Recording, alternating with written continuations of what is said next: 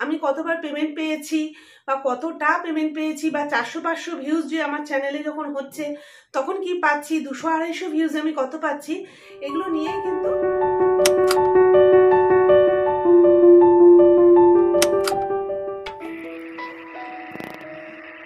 শুধুমাত্র ধৈর্যই হলো জীবনে সফলতা পাওয়ার একমাত্র চাবিকাঠি।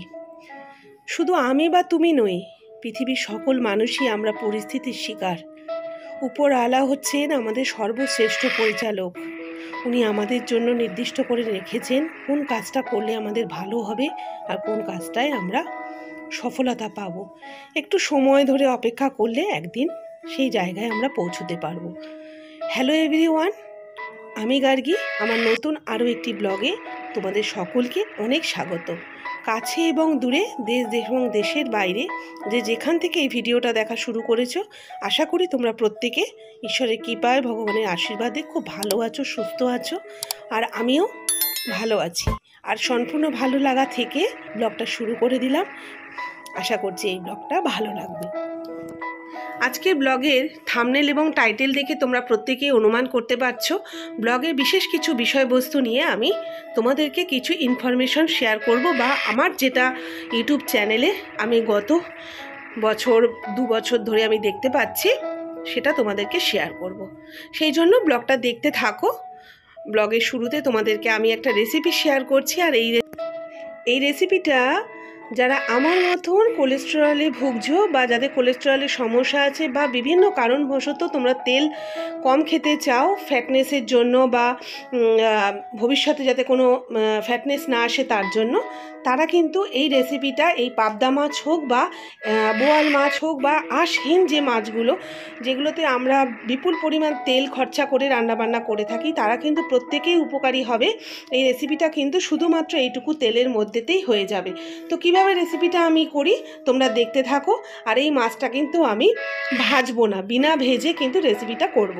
তো চলো একই সঙ্গে মাছটা ভাজবো আর তোমাদের কয়েকটা কথা বলবো। সেটা হচ্ছে যে আমার কাছে যারা প্রশ্ন করছো, কি প্রশ্ন করছো তার কি উত্তর, সেটা তো রেসিপিটা শেষ হওয়ার পরেই বলবো। শুরুতেই বলি, যারা ইউটিউব জয়েন করেছো সদ্য তাদের কিছু মানুষের ভ্রান্ত ধারণা তৈরি হচ্ছে যে ইউটিউবে ভিডিও আপলোড করার সাথে সাথেই বোধহয় ইউটিউব থেকে পেমেন্ট পাওয়া শুরু হয়ে যাবে। ব্যাপারটা কিন্তু একদম এতটাও সহজ নয়, একেবারেই নয়। ইউটিউবে পেমেন্ট পেতে গেলে কি তার ক্রাইটেরিয়া, কি তার নিয়মাবলী, সেগুলো তো আমি তোমাদেরকে on camera face to face এসে বলছি। আর কিছু মানুষ আছো যারা ভাবছো যে চ্যানেল মনিটাইজ হওয়ার সাথে সাথেই হয়তো পেমেন্ট পাওয়া ইউটিউব থেকে শুরু হয়ে যাবে। একেবারেই না। না ভিডিও আপলোড করার সাথে সাথে পেমেন্ট আসতে শুরু করবে, না মনিটাইজ হওয়ার সাথে সাথে ইউটিউব থেকে ভিডিও আসতে মানে পেমেন্ট আসতে শুরু করবে। তো কিভাবে আমরা পেমেন্ট পাবো, তার জন্যই কিন্তু এই ব্লগটা আজকে তৈরি করেছি। ওই যে শুরুতেই বললাম যে ধৈর্য, আর এই ব্লগটার থেকে তোমরা সমস্ত ইনফরমেশন যদি পেতে চাও তাহলে ধৈর্য ধরে ব্লগটা তোমরা দেখো। কারণ আমি একজন কিন্তু বড় ব্লগার নই, খুব ছোট ব্লগার হয়েও কিন্তু আমি ইউটিউব থেকে পেমেন্ট পাচ্ছি, এবং আগামী দিনেও আমি পেতে চলেছি। তো কিভাবে এগুলো সম্ভব হচ্ছে সেইটা কিন্তু ভিডিওটা শেষ পর্যন্ত দেখলেই তোমরা কিন্তু বুঝতে পারবে। আর রেসিপিটাও আশা করি তোমরা প্রত্যেকে দেখছো। একটু টক দইয়ের সঙ্গে কিন্তু 3 রকম মশলা মিক্সড করে দিলাম। পেঁয়াজ আর আদা বাটা দিয়েছি, এখানে রসুনের ব্যবহার খুব একটা করিনি। এরপর কিন্তু কাঁচা মাছগুলোর মধ্যে একটু মশলা হালকা করে লাগিয়ে দিচ্ছি। আর তারপরে কি করি সবটাই আগে বলবো কেন, দেখতে থাকো ব্লগটা। আর আজকে এই রান্নাবান্নার সাথে আরও কিছু রান্নাবান্না হবে, তো পুরোটাই তোমাদের সঙ্গে একটু করে খুব ছোট্ট করে শেয়ার করব। কারণ আমি ডেলি ব্লগ চ্যানেলের একজন ক্রিয়েটার, তো ডেলি ব্লগটার মধ্যেই আমি কিন্তু তোমাদের বিপুল পরিমাণ কয়েকটি প্রশ্ন যেটা আমার কাছে বিভিন্ন সোশ্যাল মিডিয়া থেকে এসছে, তো তারই কিন্তু উত্তরাবলী নিয়ে যাই বলো তাই নিয়ে কিন্তু এসছে। আর দেখো একটু গরম জল কিন্তু আমি করে নিয়েছি, আর এই কাপের কিন্তু 1 1 কাপ গরম জল এখানে কিন্তু ব্যবহার করছি। আর এখানে কয় পিস মাছ ব্যবহার করেছি দেখতেই পাচ্ছ, 6 পিস মতো মাছের জন্য এই পরিমাণ মশলা আর এই পরিমাণ জল দিয়েছি। তোমরা যারা এর থেকে বেশি মাছ করবে তারা কিন্তু সেই পরিমাণ মশলাটা একটু বাড়াবে, কারণ মাছ বেশি হলে অটোমেটিক্যালি মশলাটা একটু বেশি দিতেই হবে। আর তেলের পরিমাণ এইটুকু রাখলেই যথেষ্ট, কারণ আমরা প্রত্যেকেই কিন্তু এখন হেলথ কনসিয়াস রয়েছি, বেশি তেলের ব্যবহার না থাকাই ভালো। এইবার দেখো মাছের ঝোলটা কিন্তু দারুণ লাগছে, তাই তো? খেতেও কিন্তু অসাধারণ হয়েছিল। আর এরপর দেখো অন্যান্য রান্নাবান্নাগুলো, কারণ এখন তো জানো সজনে উঠে গেছে বাজারে, এখন সজনে দিয়ে রাঙা আলু দিয়ে একটা পাতলা তরকারি করেছি। আর হালকা একটু ডাল রয়েছে, কারণ আমার মেয়ের প্রতিদিন একটু ডাল লাগে। সঙ্গে রয়েছে মেয়ের জন্য একটু আলাদা মাছ, কারণ ও পাবদা মাছ বা কিছু মাছ আছে খায় না, আমি অন্যান্য ভিডিওতে বলেছি। আর সঙ্গে কিন্তু একটু আলু ভাজা লাগেই, বেশ ভালো লাগে আলু ভাজা দিয়ে ডাল দিয়ে। আমার মেয়েও খুব ভালোবাসে, তো ওর তো এক্সাম চলছে, সবই বলবো তোমাদের একটু একটু করে। এরপর দেখো আলু ভাজাটা আমি করে নেব। আর আলু ভাজাটা তো আলাদা করে তোমাদের বলার কিছু নেই, জাস্ট একটু নেড়ে ছেড়ে ভাজা ভাজা হলেই কিন্তু দেখো নামিয়ে নিয়েছি, দেখতেও বেশ ভালো হয়েছে। আর এরপর কিন্তু চলে আসলাম মানে গ্যাস ওভেনটা ক্লিন করতে। আর এই গ্যাস ওভেনটা ক্লিন করেই কিন্তু একদম ভিডিওর মূল বিষয়ে কিন্তু আমি চলে আসব। আর কিভাবে গ্যাস ওভেন ক্লিয়ার করি দেখো, প্রত্যেক দিনই রান্নাবান্নার পরে কিন্তু আমি ভালো করে একদম সমস্ত বার্নারগুলোর সমস্ত ঘষে, এটা 3 বার্নারের গ্যাস ওভেন যেহেতু, দেখো একদম নিট অ্যান্ড ক্লিন, কিন্তু একদম পরিষ্কার। চলো এরপর চলে আসি তোমাদের সামনে। গুড ইভিনিং বন্ধুরা, চলে এলাম একদম সন্ধ্যাবেলায়। সকালবেলা থেকে তো প্রচুর ব্যস্ততা ছিল, বললামই তোমাদের মেয়ের এক্সাম চলছে। আর এখন মেয়ে গেছে পড়তে, ওকে পড়তে দিয়ে এলাম, দিয়ে এসে ভাবলাম ভিডিওটা পেপার বানিয়ে নিই, কারণ তোমরা অনেকেই আমাকে পার্সোনালি হোয়াটসঅ্যাপে বা ফেসবুক মেসেঞ্জারে জানতে চাইছো কিছু কিছু বিষয়। অ্যাকচুয়ালি আমার বলতে গেলে প্রথম থেকে বলতে হবে, অ্যাকচুয়ালি আমি ইউটিউব জয়েন করেছি 2021 এপ্রিল থেকে। সেই অর্থে ধরতে গেলে এই বছর এপ্রিলে আমার 3 বছর পূর্ণ হয়ে যাবে। এই 3 বছরের ইউটিউব জীবনে আমি কতবার পেমেন্ট পেয়েছি বা কতটা পেমেন্ট পেয়েছি, বা 400-500 ভিউজ যে আমার চ্যানেলে যখন হচ্ছে তখন কি পাচ্ছি, 200-250 ভিউজ আমি কত পাচ্ছি, এগুলো নিয়েই কিন্তু 2-1 আমার কাছে হোয়াটসঅ্যাপে এবং ফেসবুকে বেশ কয়েকজনা জানতে চেয়েছো। অ্যাকচুয়ালি তোমাদের বলে থাকি যে ইউটিউব প্ল্যাটফর্মটা হচ্ছে এমন একটা জায়গা যেখানে ধৈর্যের পরীক্ষা কিন্তু তোমাদেরকে অনবরত দিতে হবে, যেটা আমি ভিডিওর শুরুতে বলেছি। কারণ কখন কোন দিন যে তোমার ভিডিও ভাইরাল হয়ে যাবে তুমি নিজেও জানো না। আর সেই মানে আশাতে আমরা কিন্তু এখন যারা আজকে বহুদিন ধরে ইউটিউবে পড়ে আছি সেই আশাতেই পড়ে আছি। আর একটা কথা বলি, সেটা হচ্ছে ইউটিউবে এখন বহু মানুষ জয়েন করছে, কারণ ইউটিউবে এসে বাড়ি গাড়ি ছেড়ে দাও নিজেদের, অনেকে কিন্তু তাদের কর্মসংস্থান হয়েছে। আর মেয়েরা বিশেষ করে আমরা যারা হাউস ওয়াইফ, যারা বাড়ির বাইরে বেরিয়ে কাজকর্ম করতে আমরা পারছি না, সংসারের দায় দায়িত্ব বোধটা 100% পালন করতে গিয়ে, তারা কিন্তু ইউটিউব প্ল্যাটফর্মে একটা নিজের জায়গা সুন্দরভাবে গড়ে নেওয়ার জন্য ইউটিউবটাকে কিন্তু আঁকড়ে ধরেছি, যার জন্য আমাদের কিন্তু হাড্ডাহাড্ডি লড়াই চলছে। আর সেই লড়াইতে কে যে কখন এগিয়ে যাব আমরা কেউই জানি না, তাই আমাদের সময়টা বেশি লাগছে। কারণ 2014, 15, 16 এই টাইমটায় যারা ইউটিউব জয়েন করেছিল, সেই সময় যারা জার্নি করেছিল তারা কিন্তু 1 থেকে 1.5 বছরের মধ্যেই সফলতা পেয়েছিল। কিন্তু বর্তমানে 2024-এ দাঁড়িয়ে কিন্তু প্রচুর ইউটিউবার কিন্তু আজকে এই ইউটিউব প্ল্যাটফর্মকে নিজের কর্মক্ষেত্র হিসেবে নির্বাচন করেছে। তো সেই জায়গায় দাঁড়িয়ে কিন্তু আমাদের প্রত্যেকেরই একটু সময় লেগে যাচ্ছি। আর তোমাদের বলে রাখি 2-1টা পয়েন্ট, যেটা আমি একটু নোট করে রেখেছি, যেটা মানে শোনবার জন্য তোমরা অধীর আগ্রহে অপেক্ষা করে আছো, যারা এই ভিডিওটা এই মুহূর্তে দেখছো বা দেখছেন। সবাইকে বলি, কাছে এবং দূরে যারা দেখছেন, যেটা হচ্ছে ইউটিউবে সাবস্ক্রাইবার গ্যাদার করাটা হচ্ছে মুখ্য বিষয়। আবার ঠিক সেই সাবস্ক্রাইবাররা হতে হবে কিন্তু অ্যাক্টিভ সাবস্ক্রাইবার, অ্যাক্টিভ ভিউয়ার্স। অনেক ভিউয়ার্স আছে যারা মানে একটা ভিডিওতে ভিউজ দেয় কিন্তু সাবস্ক্রাইব করে না, আবার অনেক মানে মানুষ আছে যারা সাবস্ক্রাইব করে কিন্তু প্রতিটা ভিডিও হয়তো দেখে ওঠে না। তাই যেখানে প্রয়োজন হচ্ছে অ্যাক্টিভ ভিউয়ার্স আর সাথে হচ্ছে অ্যাক্টিভ সাবস্ক্রাইবার, এইটা হচ্ছে মূল জায়গা। আর আরেকটা যেটা হচ্ছে, একটা ভিডিওতে যদি 200-250 ভিউজ হয়, আমি একটু দেখে বলছি, যদি ভিউজ না আমরা জেনারেট করতে পারি তাহলে কিন্তু আমরা কিন্তু রেভিনিউ কিন্তু আমরা গ্যাদার করতে পারবো না। এবার ভিউজ জেনারেট কিভাবে হবে? ভিউজ জেনারেট করতে গেলে কিন্তু ইউটিউবে নিত্যদিন ভিডিও আপলোড করে যেতে হবে। আর প্রচণ্ডভাবে ইউটিউবে কিন্তু অ্যাক্টিভ থাকতে হবে, নিজেকে মানসিকভাবে প্রচণ্ডভাবে অ্যাক্টিভ থাকতে হবে। সারাক্ষণ ভাবতে হবে বিষয়টা নিয়ে যে কী ধরনের কন্টেন্ট চলছে, কী ধরনের কন্টেন্ট মানুষ দেখতে চাইছে। হতে পারে যে আমি একজনকে দেখলাম সে ডেলি ব্লগে প্রচুর সফলতা পেয়েছে, আমি হয়তো সেভাবে এগোলাম, কিন্তু দেখলাম আমার ডেলি ব্লগে কিন্তু আমি সফলতা পাচ্ছি না। কেউ কিছু করেছে সেটা দেখে আমি সেটার পিছনে যদি দৌড়াই সেটা কিন্তু নাও হতে পারে। প্রথমে দেখতে হবে আমি কিসে কমফোর্টেবল, কি ধরনের ভিডিও বানাতে আমি কমফোর্টেবল। অনেকে অনেক বিষয় ভিডিও বানায়, কিন্তু আমি কি তাতে কমফোর্টেবল? আমি যদি তাতে কমফোর্টেবল না হই তাহলে কিন্তু আমি ভালো ভিডিও দর্শকদের সামনে উপস্থাপন করতে পারবো না। আর যদি ভালো ভিডিও উপস্থাপন করতে না পারি তাহলে দর্শকদের ভালো লাগবে না, আর দর্শকরা কিন্তু সেই ভিডিও দেখবে না। এবার চলে আসি 400 বা 500 ভিউজে কি পেমেন্ট ইউটিউব দেয়। সেটা হচ্ছে নির্ভর করে শুধু 400-500 ভিউজ না, সেখানে যেটা আমি গত 2.5 থেকে 3 বছর হতে যাচ্ছে, এখনো হয়নি, যেটা আমি লক্ষ্য করলাম আমার প্রত্যেকটা ভিডিওর ক্ষেত্রে, যেটা আমি লক্ষ্য করেছি, আমার এমন ভিডিও আছে যে 300 ভিউজে কিন্তু আমি $1 এসছে, আবার 1000 ভিউজেও কিন্তু আমি 50 সেন্ট অব্দি পাইনি। আর $1 মানে কত টাকা? $1 মানে হচ্ছে 75 থেকে 80 টাকা।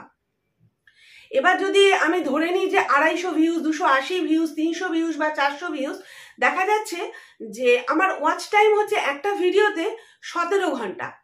ধরো সেই ভিডিওটার বা ধরুন সেই ভিডিওটার ভিউজ হচ্ছে 350, তার ওয়াচ টাইম মানে 350 মানুষ যে ভিডিওটাকে দেখেছেন তার যে টোটাল ওয়াচ টাইম সেটা হচ্ছে 17 ঘন্টা। এবার সেই ভিডিওটার মূল যেটা বিষয় হচ্ছে অ্যাভারেজ ভিউ ডিউরেশন, যে ভিডিওটা কতক্ষণ ধরে মানুষ দেখেছে। এখানে উল্লেখ্য আমি বলে রাখি একটা কথা, সেটা হচ্ছে যে 2021-এ আমার ইউটিউব জার্নি শুরু হয়েছিল। আমি কিন্তু তখন জানতাম যে 1000 সাবস্ক্রাইবার এবং 4000 ঘন্টা ওয়াচ টাইম পূর্ণ হলে কিন্তু একটা চ্যানেল মনিটাইজ হয়। আর মনিটাইজ যদি চ্যানেল না হয় তাহলে কিন্তু কখনোই ইউটিউব থেকে কোনো রেভিনিউ জেনারেট করা সম্ভব হবে না। সুতরাং আগে আমাকে এই ক্রাইটেরিয়াটা কিন্তু ইউটিউব প্ল্যাটফর্মে কিন্তু আমাকে পূর্ণ করতে হবে, যে আমাকে 1000 সাবস্ক্রাইবার এবং 4000 ঘন্টা ওয়াচ টাইম কিন্তু আমাকে পূর্ণ করতে হবে। এবার এই যে সাবস্ক্রাইব আমি জেনারেট করলাম, এই সাবস্ক্রাইবাররা যদি মানে আসল সাবস্ক্রাইবার হয়, মানে অনেক রকম আইডি খুলে সাবস্ক্রাইবার তৈরি হচ্ছে, এই যে সাবস্ক্রাইবারগুলো একটা সময় কিন্তু ইউটিউব তুলে নেয়, আর যেটা কিন্তু চ্যানেলের জন্য মোটেও ভালো হয় না, চ্যানেলে একটা ব্যাড ইমপ্রেশন পড়ে। তাই সঠিক পথে যদি আমরা সাবস্ক্রাইবার পাই, মানে আমার ভিডিও দেখে কারোর ভালো লেগেছে, লেগে আমার সাবস্ক্রাইবার এসছে, তাহলে কিন্তু সেই চ্যানেলের কিন্তু অগ্রগতি কেউ আটকাতে পারবে না। তো 2021 সালে যখন চ্যানেল খুলি, আমার 2021-এর অক্টোবরে আমার চ্যানেল মনিটাইজ হয়, এবং সকলের ভালোবাসায় হোক বা আশীর্বাদে হোক, যাই হোক, আমার নভেম্বর মাসের একটি ভিডিও ভাইরাল হয়, এবং পাশাপাশি আমার অন্যান্য বেশ কিছু ভিডিওতে ভিউজ আসে। ওই একটি ভিডিও থেকে আমি যেমন পেয়েছিলাম 50% রেভিনিউ, তেমনি তারপরে 5 মাসে আমি আরো 50% কিন্তু রেভিনিউ জেনারেট করি, যেটার ফলস্বরূপ আমি 2022-এর মার্চ মাসে আমার ইউটিউব থেকে মেল আসে যে আমি $100 ক্রস করে গেছি। আমি ফার্স্ট পেমেন্ট পেয়েছিলাম $110, 8500 টাকা মতন, সম্ভবত, একটু মানে ভুল হতে পারে আমার, 8500 এরকম হবে, যে টাকা ট্যাক্স কাটে ওরা, ওই সমস্ত কেটে আমি 8500 মতন আমি হাতে পেয়েছিলাম। খুব খুশি হয়েছিলাম, খুব ভালো লেগেছিল। যারা আমরা হাউস ওয়াইফ, আমরা কিছু আর্ন করতে পারলে আমাদের সবসময় ভালো লাগে। তো তারপর থেকে আজকে 2024-এর ফেব্রুয়ারি আমি কিন্তু সেভাবে সেকেন্ড পেমেন্ট কিন্তু আমি পাইনি। তবে হ্যাঁ, সকলের ভালোবাসা থাকলে নিশ্চয়ই পাবো, আগামী দিনে আশা রাখি, কারণ ধৈর্য কিন্তু হারালে ইউটিউবে চলবে না, আর সেই ধৈর্যটা নিশ্চয়ই রাখতে হবে। এবং আমি মনে করি যে আমরা যদি সঠিক পথে থাকি, মানে সঠিক দিশাতে থাকি, আজকাল তো ভিডিও ভাইরাল করানোর জন্য অনেক রকম পথ মানুষ অবলম্বন করছে। যারা বড় বড় চ্যানেল, যারা ভাইরাল হয়ে গেছে, তারা আরো বড় থেকে বড় ভিউজ কামানোর জন্য তাদের পারিবারিক নানান নেগেটিভ বিষয়গুলোকে ইউটিউব প্ল্যাটফর্মে নিয়ে এসেছে। একটা যাচ্ছে তাই ব্যাপার। যারা এই ধরনের ভিডিও চোখে দেখেছেন বা লক্ষ্য করেছেন, আপনারা দেখতেই পাবেন যে পার্সোনাল সমস্যা প্রত্যেকটা মানুষের জীবনে আছে। তো সেই সব জিনিসগুলোকে একদম ইউটিউবে নিয়ে এসে যাতে একটা অবস্থা চলে ইউটিউবে, তো সেইটা আর কি করে অনেকে আরো বেশি মানে রেভিনিউ জেনারেট করার একটা দৌড়ে প্রচণ্ডভাবে আর কি অ্যাক্টিভ রয়েছে। আর যে কারণে কিন্তু ডেলি ব্লগগুলো ভীষণভাবে মার খাচ্ছে, কারণ লক্ষ্য করা যায় মানুষ কিন্তু সবসময় এইসব জিনিসগুলো দেখতে কিন্তু মানে এর পিছনে ছোটে, জানি না কেন এটা হচ্ছে, কিন্তু হচ্ছে।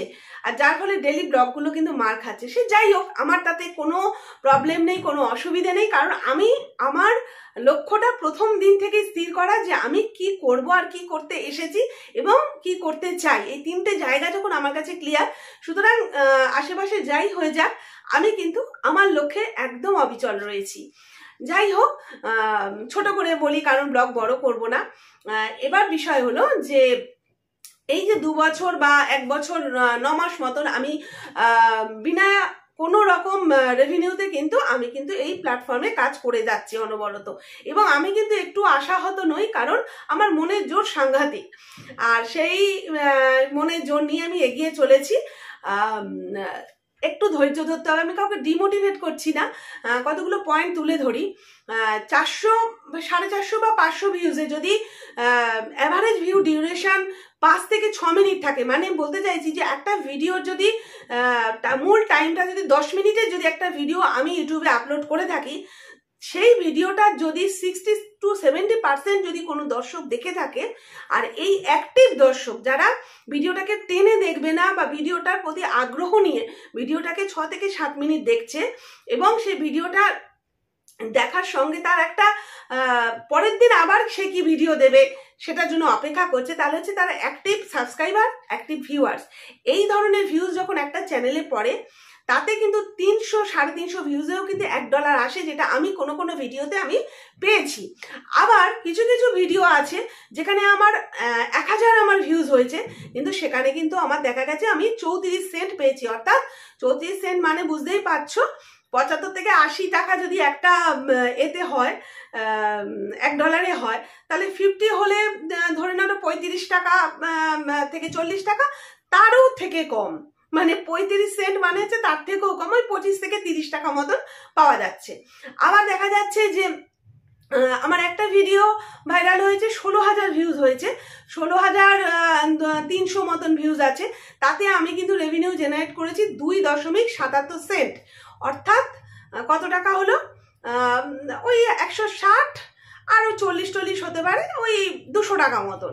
আবার দেখা যাচ্ছে যে আমার একটা ভিডিওতে 8,000 ভিউজ আছে, সেটাতে কিন্তু আমি প্রায় $5 পেয়েছি। তাহলে বোঝা গেল যে সেই ভিডিওটাতে কিন্তু কেউ স্কিপ করেনি, স্কিপ না করে ভিডিওটা কিন্তু প্রথম থেকে 5 থেকে 6 মিনিট বা 7 মিনিট বা কেউ কেউ হয়তো পুরো ভিডিওটা ওয়াচ করেছে এবং সুন্দরভাবে দেখেছে, ভিডিওটার সঙ্গে থেকেছে, সেই ভিডিওতে কিন্তু রেভিনিউটা বেশি আসে।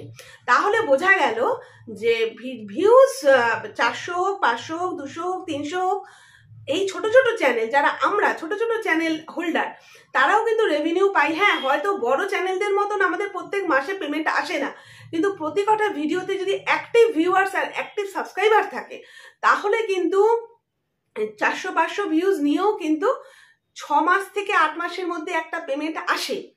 কিন্তু যখন অ্যাক্টিভ সাবস্ক্রাইবার, অ্যাক্টিভ ভিউয়ার্স থাকে না, টেনে টেনে ভিডিওগুলো দেখা হয়, একটু একটু ভিডিওগুলো দেখা, আমার অনেক ভিডিওর অ্যাভারেজ ভিউ ডিউরেশন আছে 1.5 মিনিট, কোনোটা 2.5 মিনিট, কোনোটা 2 মিনিট 10 সেকেন্ড। তো এইরকম যদি, যেটা আমার 16,000 যেই ভিডিওটা আমার ভিউজ রয়েছে, সেই ভিডিওটায় আমার অ্যাভারেজ ভিউ ডিউরেশন রয়েছে 2 মিনিট 55 সেকেন্ড, তাহলে সেই ভিডিওটায় কখনোই বেশি রেভিনিউ জেনারেট করা সম্ভব নয়, কারণ ভিডিওটার সঙ্গে কিন্তু মানুষ কম থেকেছে। অথচ 756 ঘন্টা ওয়াচ টাইম রয়েছে, তাতে কিছু এসে যায় না, কারণ 16,000 মানুষ দেখেছেন, কিন্তু ডিউরেশন কিন্তু খুব কম রয়েছে। আর কিছুটা হচ্ছে অ্যাক্টিভ সাবস্ক্রাইবার যখন থাকে না বা অ্যাক্টিভ ভিউয়ার্স যখন থাকে না, তখন কিন্তু চ্যানেলে ইউটিউব থেকে অ্যাড কম আসে, যেরকম অ্যাড আসবে সেই অনুযায়ী কিন্তু রেভিনিউটা জেনারেট হয়। সুতরাং তোমরা যারা আমাকে পার্সোনালি জিজ্ঞেস করেছো তাদেরকে তো প্রত্যেককে আলাদা আলাদা করে বোঝানো সম্ভব না। আমি একটা ছোট্ট ভিডিওতে মানে আমার এই ভিডিওটা মানে আমি রেডি করে আমি তোমাদেরকে এটাই বোঝাতে চাইলাম যে ইউটিউবের প্ল্যাটফর্মে ধৈর্যের একটা যেমন ব্যাপার আছে, তার সঙ্গে সুন্দর কন্টেন্টের ব্যাপার আছে। এবার আমি তো চেষ্টা করছি সুন্দর কন্টেন্ট দেওয়ার, কারণ আমি ডেলি ব্লগে ভীষণ কমফোর্টেবল। ডেলি ব্লগ আমি বানাই, হতে পারে যে আমি হয়তো খুব বেশি বাইরে বেরোই না, বাড়ির মধ্যে থেকে যতটুকু বাইরে বেরোই করি। আর হ্যাঁ, আরেকজন জিজ্ঞেস করেছিলে যে কি ধরনের মিউজিক আমি ব্যবহার করি। মিউজিকটা আমি ব্যবহার করি, এটা হচ্ছে কপিরাইট ফ্রি মিউজিক। কিছু সার্চ করলে আমরা ইউটিউবে পেয়ে যাই।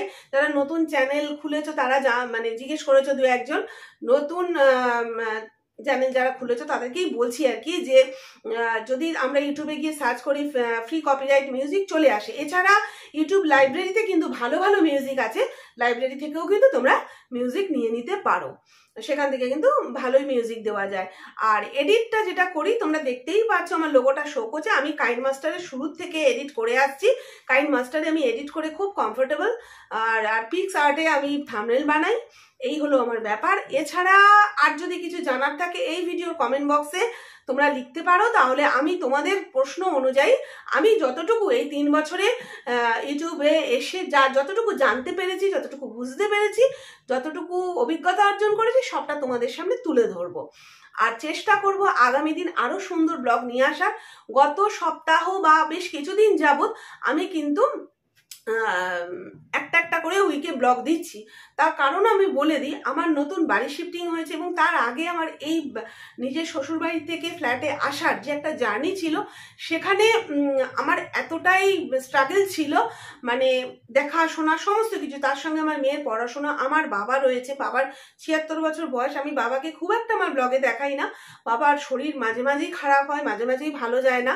আর আমি নিজেও 45+ এজে রান করছি, তো আমার নিজের শারীরিক অনেক রকম অসুবিধা চলছে। সব মিলিয়ে হয়তো মাঝে মাঝে আমার একটু ইরেগুলার হয় ব্লগ দিতে গিয়ে, আমি ব্লগের সংখ্যা কমিয়েছি। তবে ওই যে বললাম, ধৈর্য আমার যথেষ্টই আছে। আমি চেষ্টা করছি, নিজেকে মোটিভেট করছি যাতে আরো সুন্দর ব্লগ আরো রেগুলারলি যাতে তোমাদের সামনে নিয়ে আসতে পারি। কারণ সন্তানের পড়াশোনার সঙ্গে অন্য কোনো কিছু কম্প্রোমাইজ চলে না। এখন যেমন ওর এক্সামগুলো চলছে, এক্সাম শেষ হওয়ার পর চেষ্টা করব সুন্দর সুন্দর ব্লগ প্রেজেন্ট করার। আর তোমাদের ভালোবাসা আমি আশা করব তোমরা আমার এই চ্যানেলটাকে আগামী দিনে আরো একটু এগিয়ে নিয়ে যেতে সাহায্য করবে। কারণ আমার চ্যানেলে সবসময় আমার ডেলি লাইফস্টাইল আমি শেয়ার করেছি, এবং সেটা অত্যন্ত সুন্দরভাবে এবং সুগঠিতভাবে। সেখানে কোনো রকম উলট পালট বিষয়বস্তু নিয়ে কথা হয় না, কথা বলি না। প্রত্যেকটা মানুষের জীবনে অফ ক্যামেরা অন ক্যামেরা অনেকটা ব্যাপার স্যাপার থেকে যায়। আমি চেষ্টা করেছি সব সময় অফ ক্যামেরায় নেগেটিভিটি, পারিবারিক যেগুলো থাকে, কিছু কিছু জিনিস যেগুলো ইউটিউবে আনলে পরে নিজেদের মানসিক শান্তি নষ্ট হতে পারে, নিজের মান সম্মান মনে হয় একটুখানি আপ ডাউন হতে পারে, একটুখানি না অনেকখানি আপ ডাউন হতে পারে। তো সেই বিষয়গুলোকে আমি চেষ্টা করি সন্তর্পণে দূরে রাখার। কারণ প্রত্যেকটা মানুষের প্রাইভেসি বলে কিছু থাকা উচিত। কারণ ডেলি ব্লগ মানে এটা নয় যে কোনো মানুষের প্রাইভেট লাইফ বলে কিছু থাকবে না, সেটা অবশ্যই তার মতন করে আলাদাভাবে থাকবে। সেটাকে সবসময় সোশ্যাল করা আমার ক্ষেত্রে আমার সঠিক মনে হয় না। যারা করছে তাদের ব্যাপার, তাদের পার্সোনাল ইস্যু। আমার ইস্যু এটাই যে আমি অফ ক্যামেরা অন ক্যামেরা কিছু কিছু জিনিসকে আমি দূরে সরিয়ে থাকি। কতটা ঠিক করি কিনা সেটা কিন্তু আমার কমেন্ট সেকশনে তোমাদের অ্যান্সার চাই। আর এই ব্লগটা এখানেই রাখছি, আগামী ব্লগে আবার ফিরে আসবো, তোমাদের ভালোবাসা চাইবো। ততক্ষণ তোমরা ভালো থাকো, সুস্থ থাকো, আর অনেক আনন্দে থাকো। আর প্রে করো আমার মেয়ের আগামী 5টা এক্সাম এখনো বাকি, যেন ভালোভাবে এক্সামটা মিটে যায়, আর যেন সুন্দরভাবে পরীক্ষা দিয়ে একদম হ্যাপি হয়ে যায়। চলো আজকের মতন বাই বাই, সবাই ভালো থেকো, টাটা।